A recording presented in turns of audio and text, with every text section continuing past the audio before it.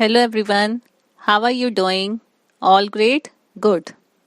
I'm your special educator and trainer, Mrs. Kiran Ganotra, on our YouTube channel that is Success Path. After a long period of time, I'm back with some new article related to the physics. So, let us proceed our today class. Hello everyone. Welcome back in the chapter of latent heat and triple point. Latent heat और triple point के बारे में हमने last lecture में start किया था. आज हम इसका रिमेनिंग पार्ट कंटिन्यू करेंगे. The topic that we will discuss in the today's class is specific heat of saturated vapour. Specific heat of saturated vapour के बारे में हम यहाँ पे पढ़ेंगे. देखिए, ये बात ध्यान रखना, जब भी हम किसी सैचुरेटेड वेपर को हीट करते हैं और अगर हमने जो इसको हीट किया है at constant pressure and at constant volume पे किया है, वहां पे या तो प्रेशर कांस्टेंट है या फिर वॉल्यूम कांस्टेंट है, तो क्या होता है, जो सैचुरेटेड वेपर्स होते हैं वो अनसैचुरेटेड हो जाते हैं. हमने क्या कहा यहाँ पे, जब भी हम किसी सैचुरेटेड वेपर को हीट करते हैं, हीट करने के लिए अगर हमने वहां पे प्रेशर कांस्टेंट लिया हुआ है या फिर वॉल्यूम कांस्टेंट है, तो क्या होता है, जो सैचुरेटेड वेपर्स होते हैं वो अनसैचुरेटेड हो जाते हैं. तो इसका मतलब ये है कि specific heat of saturated vapours का मीन्स यहाँ पर क्या होगा. सैचुरेटेड वेपर का मीन्स यहाँ पर ये होगा कि हमने किसी specific heat of saturated vapour का मतलब ये है कि हमने यहाँ पर हीट दिया. हीट देने के बाद वहां पे उन वेपर्स में 1 डिग्री सेल्सियस टेम्परेचर का इंक्रीमेंट हो गया है, लेकिन वहां पर वेपर सैचुरेटेड ही हैं. तो इसको क्या बोला जाता है, this is called the specific heat of saturated vapour. अब ये जो कंडीशन है कि हमने क्या करना है, हमने सैचुरेटेड वेपर को सैचुरेटेड ही बनाए रखना है, साथ में स्पेसिफिक हीट भी बनानी है. दैट मीन्स हमने उसे हीट करना है, वो 1 डिग्री सेल्सियस टेम्परेचर में चेंज हो जाए लेकिन वो सैचुरेटेड ही रहे. तो उसके लिए हमें क्या करना पड़ेगा, उसके लिए हमने प्रेशर को बढ़ाना पड़ेगा, लेकिन उतनी ही प्रोपोर्शनैलिटी से हमें वॉल्यूम को कम करना पड़ेगा. क्या कहा, प्रेशर को इंक्रीज करके और वॉल्यूम को डिक्रीज करके हम ये काम कर सकते हैं कि जो सैचुरेटेड वेपर्स हैं वो सैचुरेटेड भी रहेंगे और हमारे पास स्पेसिफिक हीट की वैल्यू भी आ जाएगी. अब यहाँ पर क्या है, मान लो हमने ये भी कर दिया कि प्रेशर को इंक्रीज कर दिया और वॉल्यूम को डिक्रीज कर दिया. इसके करने के बाद क्या होता है, ऑटोमेटिक वेपर्स के अंदर एक वर्क डन प्रोड्यूस हो जाता है. अब जो ये वर्क डन है यही हेल्प करता है हीट की तरह काम करने के लिए. अब मान लो कि जो यहाँ पे वर्क डन आपके पास जो आया है वो इस अकॉर्डिंग है कि वर्क डन की वैल्यू इक्वल उतनी ही है जितनी हमें हीट चाहिए सैचुरेटेड वेपर को 1 डिग्री सेल्सियस इंक्रीज करने के लिए. तो इसका मतलब ये है कि ऑटोमेटिक इसके अंदर वर्क डन आ चुका है, ऑटोमेटिक इसके अंदर हीट आ चुकी है, हमें बाहर से कोई हीट सप्लाई करने की जरूरत नहीं पड़ी. तो इस केस में हम बोलेंगे सैचुरेटेड वेपर या specific heat of saturated vapour क्या है, 0 है.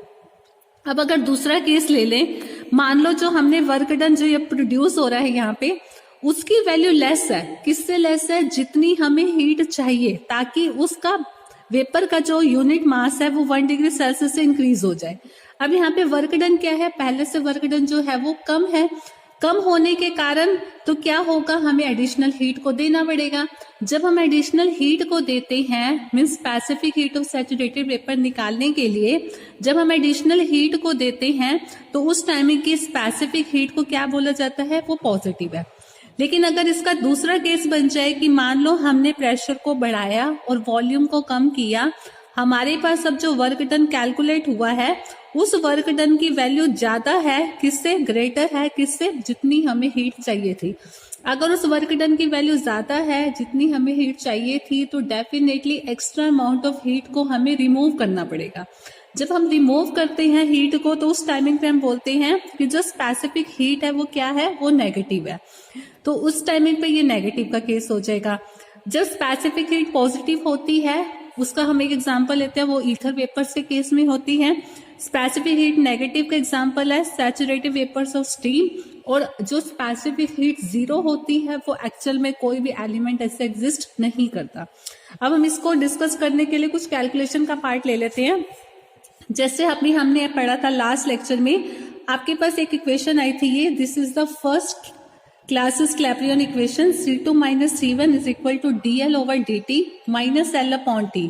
L यहाँ पे लेटेंट हीट चल रहा है, T यहाँ पर टेम्परेचर चल रहा था, C1 यहाँ पे क्या चल रहा है, C1 है specific heat of the liquid in contact, C2 यहाँ पर क्या है, specific heat of the saturated vapour, L यहाँ पर लेटेंट हीट चल रही है। अब हम इसको सॉल्व करते हैं। ये ध्यान रखना, जो DL ओवर DT होता है वो हर एक केस में नेगेटिव होता है, मीन्स ये वाली वैल्यू तो हमेशा नेगेटिव ही चलेगी, माइनस L अपॉन T। अब ये वैल्यू नेगेटिव है, इसके आगे नेगेटिव का साइन लगा है, इसका मतलब टोटल राइट हैंड साइड जो होती है वो हमेशा नेगेटिव चलेगी। अब बचता है C2 माइनस C1। अब मान लो हम कुछ केसेस लेके चल लेते हैं। जैसे फर्स्ट केस के अकॉर्डिंग हमने ये मान लिया कि जो राइट हैंड साइड है DL over DT minus L upon T, इसकी जो वैल्यू है मान लो C1 से ज्यादा। C1 हमारे पास क्या चल रहा था, C1 हमारे पास ये चल रहा है। मान लो ये वाली वैल्यू C1 से ज्यादा है, C1 को जब आप वहां लेके जाएंगे ये पॉजिटिव हो जाएगा, फिर ये वाली वैल्यू ज्यादा होने के कारण ओवरऑल राइट हैंड साइड पे जो रिजल्ट आएगा C2 के लिए वो नेगेटिव आएगा। जब C2 के लिए वैल्यू नेगेटिव आती है, इसका मतलब वहां पे specific heat of saturated vapour क्या है, वो नेगेटिव है। तो ये वो केस हो जाएगा जब स्पेसिफिक हीट की वैल्यू क्या है, नेगेटिव है। नेगेटिव का मतलब हमने एक्स्ट्रा हीट को वहां से रिमूव किया था। तो हमारे पास एक केस ये है, इसको डिस्कस करने के लिए इन्होंने यहाँ पर वाटर का केस लिया है। वाटर की वैल्यू 100 डिग्री सेल्सियस पे कंसीडर करके चल रहे हैं। ये स्टैंडर्ड वैल्यूज है। उस टाइमिंग पे DL ओवर DT की वैल्यू माइनस 0.64 कैलोरीज पर ग्राम पर केल्विन होती है। L की वैल्यू 540 कैलोरी पर ग्राम होती है। ये सिर्फ स्टैंडर्ड रिजल्ट हैं। इन स्टैंडर्ड रिजल्ट की वैल्यू को हम ऊपर वाले इक्वेशन में पुट कर रहे हैं। पुट करने के बाद हमारे पास जो C2 की वैल्यू आएगी वो क्या आएगी, वो नेगेटिव आएगी। वो नेगेटिव वैल्यू हमारे पास ये आ चुकी है। जब ये वैल्यू नेगेटिव आती है, इसका मतलब हमने एक्स्ट्रा हीट को वहां से रिमूव किया था।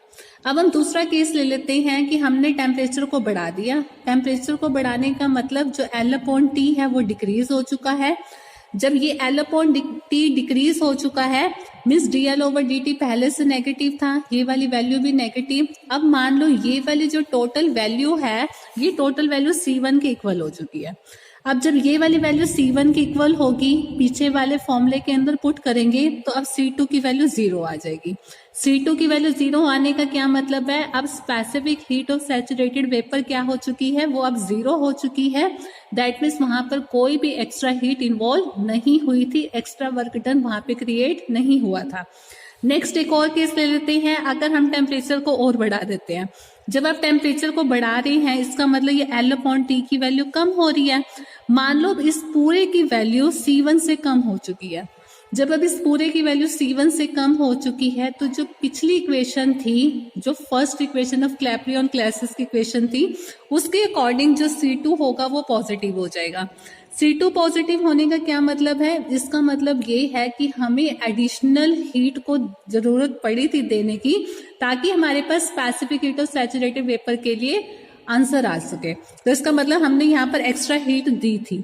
अब जिस टेम्परेचर पे, जो ये वाला टेम्परेचर था, जिस टेम्परेचर पे specific heat of saturated value vapours की वैल्यू 0 हो जाती है, उस टेम्परेचर को temperature of specific heat inversion बोला जाता है। So this is about the topic specific heat of saturated vapour. Next article is that is phase diagram and triple point. Phase diagram और ट्रिपल पॉइंट अब हम discuss करते हैं। Phase diagram का क्या मतलब होता है, फेज डायग्राम एक ग्राफ बनाएंगे प्रेशर और टेम्परेचर के बीच में।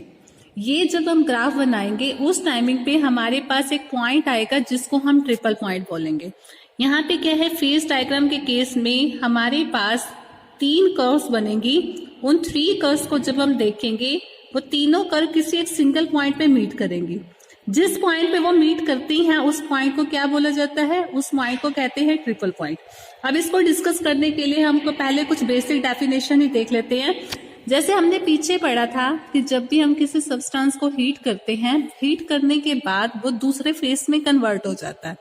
अगर सॉलिड लिक्विड में कन्वर्ट होता है तो इस प्रोसेस को बोला जाता है मेल्टिंग। अगर लिक्विड गैस में कन्वर्ट हो रहा है तो इस प्रोसेस को बोला जाता है वेपराइजेशन, और अगर डायरेक्टली सॉलिड जो है वो गैस में कन्वर्ट हो जाता है तो इस प्रोसेस को बोला जाता है सब्लिमेशन। क्या पढ़ा? एक तो मेल्टिंग पढ़ा जब सॉलिड लिक्विड में कन्वर्ट हो रहा है, एक वेपराइजेशन पढ़ा जब लिक्विड गैसेस में कन्वर्ट हो रहा है, एक सब्लिमेशन पढ़ा जिसमें सॉलिड डायरेक्ट गैसेस में कन्वर्ट हो रहा है। अब जिनका रिवर्स प्रोसेस होता है मेल्टिंग का मतलब, जैसे कि मतलब लिक्विड जब सॉलिड में कन्वर्ट होता है, मेल्टिंग का रिवर्स वेपराइजेशन और सब्लिमेशन, इनका जो रिवर्स होता है this is called the fusion, liquefaction and hoarfrost. Fusion का मतलब लिक्विड सॉलिड में कन्वर्ट हो रहा है, लिक्विफिकेशन का मतलब वेपर्स या गैसेस अब लिक्विड में कन्वर्ट हो रहे हैं, और होरफ्रॉस्ट का मतलब क्या है? जब गैसेस डायरेक्ट सॉलिड में कन्वर्ट हो रहे हैं। तो ये कुछ डेफिनेशन है, इनको आप ध्यान रखना। इन्होंने कुछ एग्जाम्पल दे रखे हैं, जैसे कैम्फर होता है या आयोडीन होता है, जब हम इन्हें हीट करते हैं तो ये मेल्ट नहीं होता। बिगिनिंग में ये दोनों जो क्वांटिटी होती है वो सॉलिड फॉर्म में होती है, जब हम इसे हीट करते हैं तो ये मेल्ट नहीं होता, इनफैक्ट डायरेक्टली वेपर बन जाता है। मीन्स हम ये कह सकते हैं जो कैम्फर और आयोडीन होता है these are the example for the sublimation. अब हम नेक्स्ट इसको डिस्कस करते हैं फेज डायग्राम को। जैसे यहाँ पर हमने क्या किया, प्रेशर और टेम्परेचर के बीच में ग्राफ बना रहे हैं। अब इस ग्राफ के अंदर हम जो केस लेके चल रहे हैं, वो हम जो बॉडी लेके चल रहे हैं वो अभी हम आइस लेके चल रहे हैं। सबसे पहले हमने क्या किया, सॉलिड बॉडी हमें आइस गिवन थी, आइस को हमने हीट किया। जैसे हम हीट करेंगे तो क्या होगा, वो वाटर में कन्वर्ट हो जाती है, और आइस जब वाटर में कन्वर्ट होती है तो ये ध्यान रखना उस टाइमिंग पे वॉल्यूम जो होता है वो डिक्रीज होता है। वॉल्यूम डिक्रीज होता है तो हमने फर्स्ट इक्वेशन से ये बात पढ़ी थी, वहां पर प्रेशर भी डिक्रीज हो रहा था। प्रेशर डिक्रीज होने के कारण हम यहाँ पर ये कहते हैं कि जो हमारे पास स्लोप बनेगी इस केस में, वो हमारे पास स्लोप ऐसे डिक्रीज होती हुई बनेगी। अब जो ये वाली लाइन यहाँ पर शो हो रही है this is called the ice line. Ice line का मतलब क्या है, जब सॉलिड लिक्विड में कन्वर्ट हो रहा था। अब नेक्स्ट केस ले लेते हैं।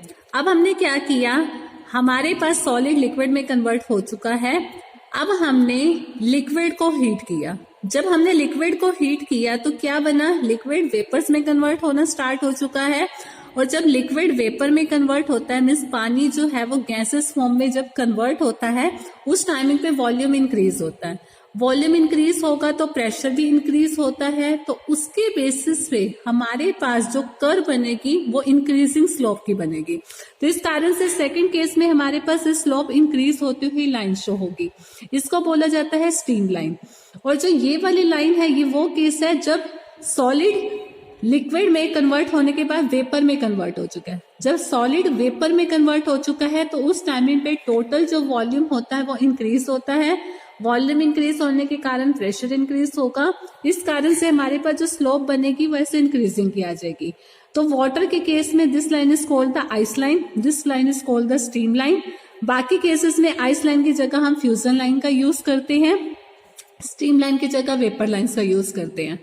अब ये कुछ चीजें हमने अभी पढ़ी थी, मेल्टिंग का रिवर्स होता है फ्यूजन, वेपराइजेशन का रिवर्स होता है लिक्विफिकेशन, सब्लिमेशन का रिवर्स होता है होरफ्रॉस्ट। अब देखिए अगर हम इस वाले ग्राफ में देखें, हमारे पास ये 3 कर्व आ चुकी हैं, एक AO है, एक BO है और एक CO है। ये तीनों इस O पॉइंट के ऊपर मीट कर रही है। जिस पॉइंट पे मीट करती हैं this point is called the triple point. तो ये यहाँ पर क्या है, हमारा ट्रिपल पॉइंट है।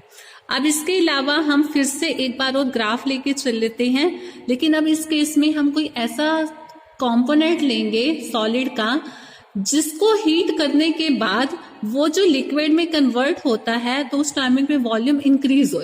जैसे अभी हमने यहाँ पर क्या कहा है, जब हम यहाँ पर आइस की बात करते हैं, आइस जब सॉलिड से लिक्विड में कन्वर्ट होता है तो वॉल्यूम डिक्रीज होता है, तभी हमारे पास जो स्लोप थी वो डिक्रीजिंग की दिखाई गई थी।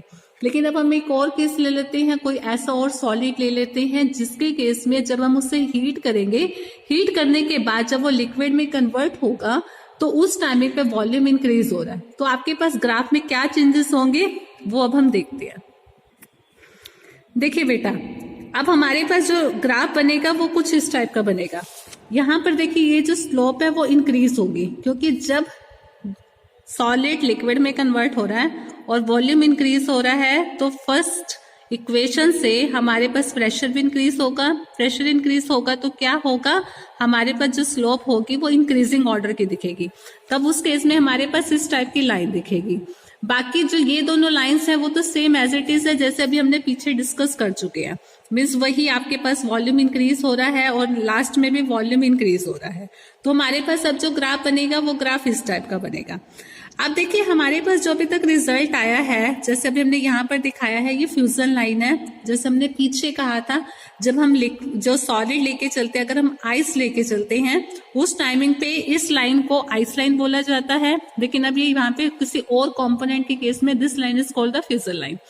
अब देखिए क्या है, फ्यूजन लाइन के लेफ्ट हैंड साइड पे इसका मतलब जो सब्सटेंस है वो कंप्लीटली सॉलिड फॉर्म में था, यहाँ पे वो लिक्विड फॉर्म में है। अब वेपराइजेशन लाइन क्या शो करी है, वेपराइजेशन लाइन ये शो करी है कि इस टाइम पे ये लिक्विड फॉर्म में है, ये कहाँ पर है, ये गैसेस फॉर्म में कन्वर्ट हो चुका है। सब्लिमेशन लाइन क्या दिखा रही है, सब्सटेंस यहाँ पर सॉलिड में था, यहाँ पर गैसेस में कन्वर्ट हो चुका है। अब देखिए हम यहाँ पे ना कुछ चीजों को प्रूव करते हैं। मतलब अब हमने वर्बली तो ये कह दिया कि AO से लेफ्ट साइड पे ये सॉलिड है, राइट साइड पे लिक्विड है, ऐसे BO के ऊपर तो वो लिक्विड है, नीचे सॉलिड है, and vice versa for the OC। अब हम इसे प्रूव करते हैं कि एक्चुअल में जो हम वर्बली कह रहे हैं वो चीज सेटिस्फाइड भी हो रही है या नहीं हो रही। इसको प्रूव करने के लिए अब हमने क्या किया, अब हम यहाँ पर 2 पॉइंट्स लेके चल रहे हैं जिसको अभी हमने यहाँ पर XY से दिखाया। देखिए क्या है, एक पॉइंट X है, एक पॉइंट Y है। हमने इसको 2 पॉइंट्स ऐसे लिए हैं कि अगर हम एक लाइन को ड्रॉ करें, वो लाइन प्रेशर वाली लाइन के पैरेलल बन रही है। मींस ये दोनों पॉइंट एक ऐसी लाइन पर आ रहे हैं कि वो लाइन प्रेशर वाली लाइन के पैरेलल बन रही है। अब यहाँ पर क्या है, X जो पॉइंट है वो OB लाइन के ऊपर आ रहा है और Y जो पॉइंट है वो OB लाइन के नीचे आ रहा है। अब देखो अभी तक जो हमने पढ़ा उसके अकॉर्डिंग तो OB लाइन के ऊपर क्योंकि X पॉइंट आ रहा है, इसका मतलब ये लिक्विड में होना चाहिए, और जो Y पॉइंट है वो OB लाइन के नीचे आ रहा है, इसका मतलब वो गैस में होना चाहिए। अब हम यहाँ पे प्रूव करते हैं कि जो हम कह रहे हैं क्या वो सेटिस्फाइड हो भी रहा है या नहीं हो रहा। इसको प्रूव करने के लिए अब हमने यहाँ पे क्या किया, जो हमारे पास से X पॉइंट है, देखिए X पॉइंट के लिए प्रेशर क्या चल रहा है, प्रेशर P1 चल रहा है। Y पॉइंट के लिए प्रेशर P2 चल रहा है। X और Y पॉइंट के लिए हमारे पास टेम्परेचर T चल रहा है। अब देखिए X पॉइंट का ना हम बॉइलिंग पॉइंट देखते हैं कि क्या है। X पॉइंट का बॉइलिंग पॉइंट हमें कैसे पता चलेगा, ये वेपराइजेशन वाली लाइन पे। बॉइलिंग पॉइंट देखने के लिए हम सिर्फ वेपराइजेशन वाली लाइन को देखेंगे। अब वेपराइजेशन वाली लाइन पे क्या है, हमने इसको इंक्रीज किया, मीन्स यहाँ पे इस लाइन के साथ ज्वाइन कर दिया। अब इस पॉइंट पे टेम्परेचर कितना है, टेम्परेचर है T1। मीन्स X पॉइंट के लिए बॉइलिंग पॉइंट कितना है, बॉइलिंग पॉइंट है T1 और X का खुद का टेम्परेचर कितना है T। इसका मतलब X का टेम्परेचर बॉइलिंग पॉइंट वाले टेम्परेचर से कम है और बॉइलिंग पॉइंट टेम्परेचर के बाद ही कोई सब्सटेंस वेपर बनता है। अब इस X का टेम्परेचर इस बॉइलिंग वाले टेम्परेचर से कम है, इसका मतलब ये वाला पॉइंट तो लिक्विड होगा, तो इसका मतलब वो चीज प्रूव होगी जो हम कहना चाह रहे थे। अब Y पॉइंट की बात कर लेते हैं। अब इस Y पॉइंट के लिए हम ये देखते हैं कि बॉइलिंग टेम्परेचर कितना है, तो Y पॉइंट का बॉइलिंग टेम्परेचर कैसे पता चलेगा, वही वेपराइजेशन वाली लाइन वाले कंसेप्ट के अकॉर्डिंग। अब वेपराइजेशन वाली लाइन इसके लिए यहाँ पर है, तो इसने यहाँ पर किया, इस पॉइंट पर टेम्परेचर देखा, टेम्परेचर क्या बन रहा था, टेम्परेचर बन रहा है T2। इसका मतलब Y पॉइंट के लिए बॉइलिंग टेम्परेचर क्या है, Y पॉइंट के लिए बॉइलिंग टेम्परेचर तो T2 है और इसका खुद का टेम्परेचर क्या है, वो टेम्परेचर T है। इसका मतलब इसका खुद का टेम्परेचर बॉइलिंग टेम्परेचर से ज्यादा है। बॉइलिंग टेम्परेचर से ज्यादा तभी हो सकता है कि अगर ये पहले से वेपर में हो।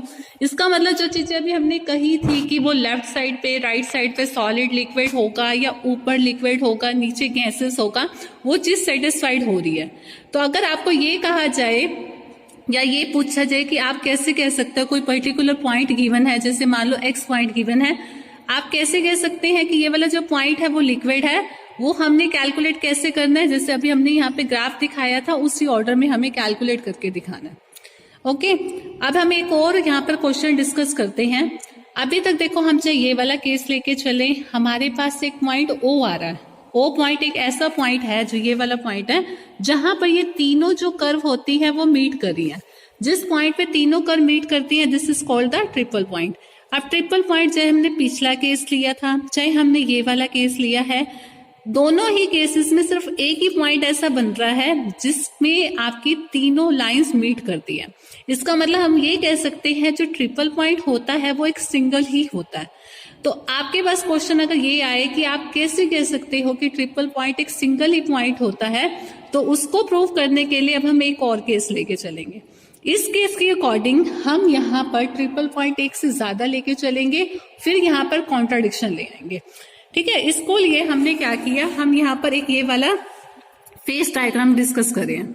इस फेस डायग्राम में हमने क्या मान लिया, यहाँ पर जो ट्रिपल पॉइंट है वो एक से ज्यादा है। जैसे एक पॉइंट हमने एफ पे दिखा रहे हैं, एक पॉइंट डी पे दिखा रहे हैं, एक पॉइंट ई पे दिखा रहे हैं। ये रे पॉइंट्स आपके पास एक पॉइंट एफ पे है, एक पॉइंट ई है और एक पॉइंट डी है। ये हमने यहाँ पर ट्रिपल पॉइंट मान लिया कि इस ग्राफ के अंदर आपके पास 3 ट्रिपल पॉइंट है। यहाँ पर अब प्रूव करेंगे कि 3 ट्रिपल पॉइंट यहाँ एग्जिस्ट नहीं कर सकते, मीन्स कॉन्ट्राडिक्शन हम लेके आएंगे। देखिए, अगर हम एफ पॉइंट को लेके चलते हैं, ये जो एफ पॉइंट है ये फ्यूजन लाइन पे है।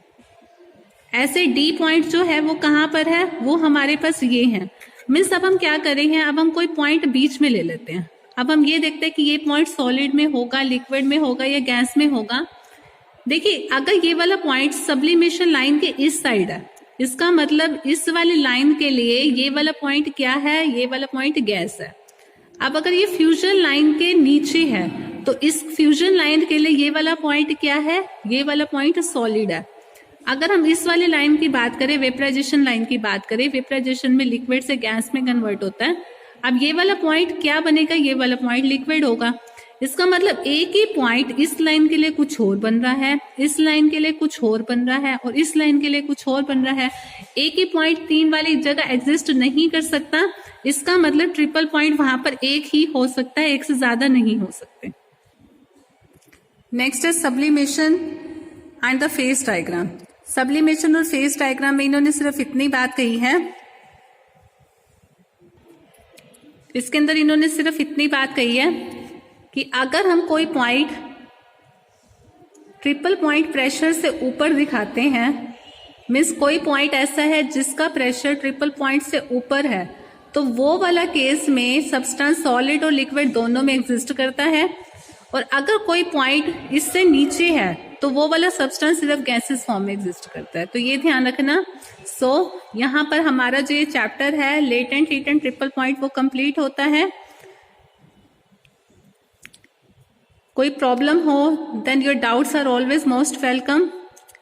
Till then take care of yourself. Thank you.